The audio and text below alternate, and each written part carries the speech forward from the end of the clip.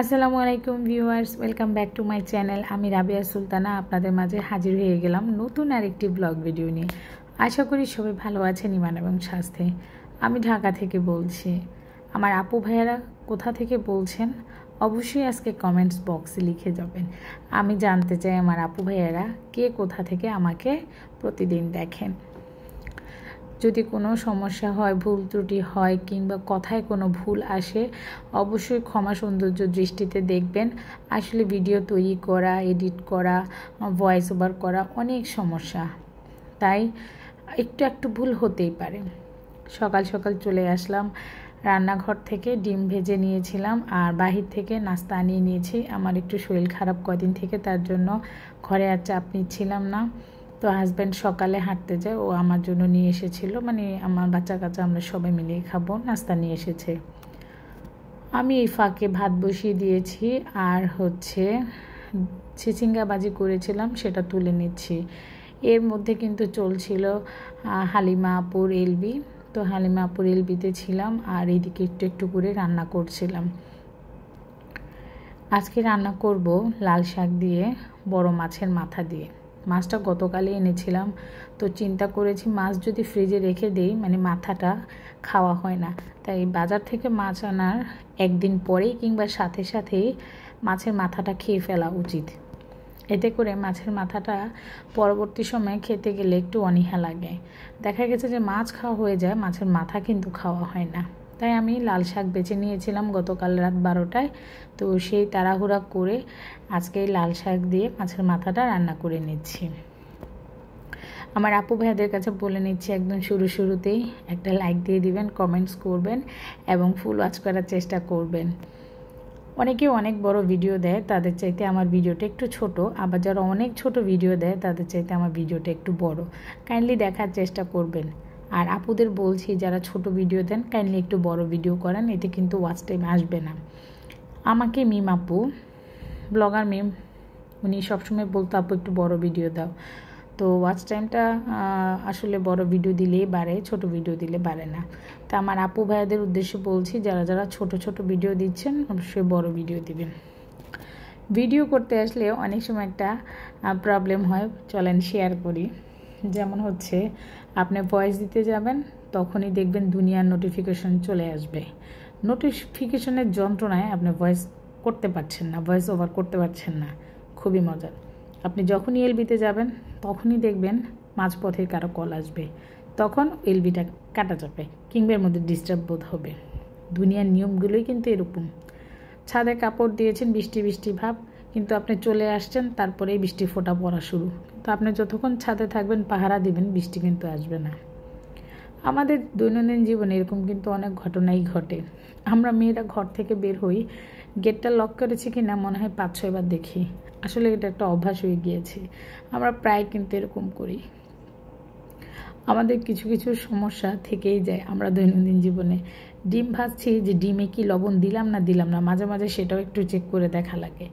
মানে এত ব্যস্ত থাকি আর এত কাজের মধ্যে আসলে আমরা অনেক সময় ভুলেই যাই। খুব মজার না? আজকে আমি আপনাদের সাথে ডিমের কথা বলতে মনে পড়ে গেল, আমি তো ডিমই রান্না করছি। তো ডিম দিয়ে আলু তরকারি রান্না করব।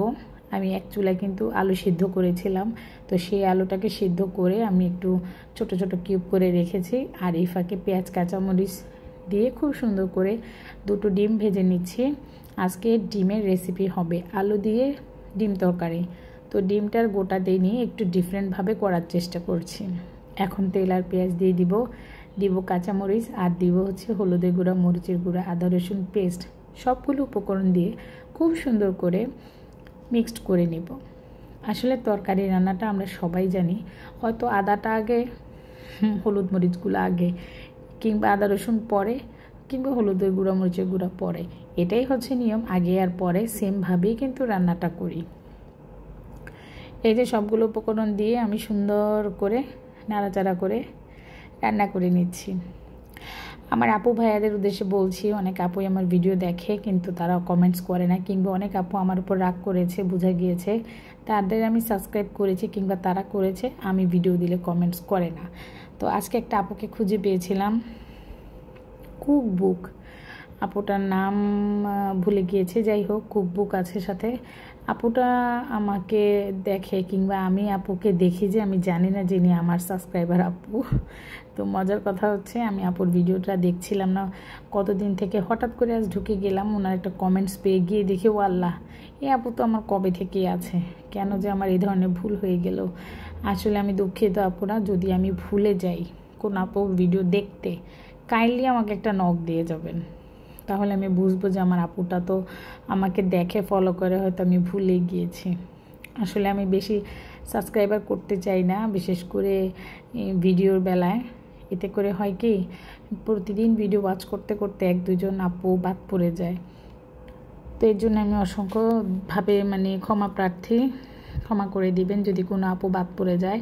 আমাকে একটা আপু নক দিয়ে যাবেন কাইন্ডলি ভিডিওর মধ্যে, আমি তখনই দৌড়ে যাবো, আল্লাহ আমি কি ভুল করে ফেললাম, আপুদের ভিডিও দেখি নাই কিংবা ভুলে গিয়েছি। চেষ্টা করব জান প্রাণ দিয়ে দেখার জন্য, ফুল ওয়াচ করার জন্য। নতুন ভাই আপুদের উদ্দেশ্যে আর কি বলবো, আপনারা ফুল ওয়াচ করবেন, সাবস্ক্রাইব করবেন এবং কমিউনিটিতে একটা ছোট্ট পোস্ট করে যাবেন। এখানে ভেজে রাখা ডিমগুলো দেখছেন, সেই ডিমগুলো এখন দিয়ে দিয়েছি। ও এর মধ্যে তো বলতেই ভুলে গেলাম, আমি কিন্তু যে আলুগুলো সিদ্ধ করেছিলাম সেগুলো দিয়ে একটু নাড়াচাড়া করে পানি দিয়ে দিয়েছিলাম, আর এখন ডিম দিয়ে দিয়েছি। এই তরকারিটা রান্না করা একদম সহজ, অল্প সময়ে আপনি কিন্তু রান্না করতে পারেন। ব্যাচেলার ভাইরা থাকলে কিন্তু ইজিলি করতে পারেন, ভাবিরা থাকুক আর না থাকুক বাসায়, আপনারা কিন্তু সবাই ট্রাই করবেন। মজা করছি, আসলে না, একদম সহজ রেসিপিতে কিন্তু এটা রাখাই যায়। তো আমি এই ফাঁকে রান্না করছিলাম আর একটু চুলাটা পাশ থেকে একটু একটু করে মুছে নিয়েছি, কারণ চুলায় যদি ময়লা থাকে আমার কাছে একটু বিরক্ত বিরক্ত লাগে। দুপুরে খাওয়া দাওয়া করে ছাদে গেলাম, এই যে তৌফিক মোনা ছবি তুলছে, সে এক একভাবে পোজ দিচ্ছে আর আমি ছবি তুলে নিচ্ছি।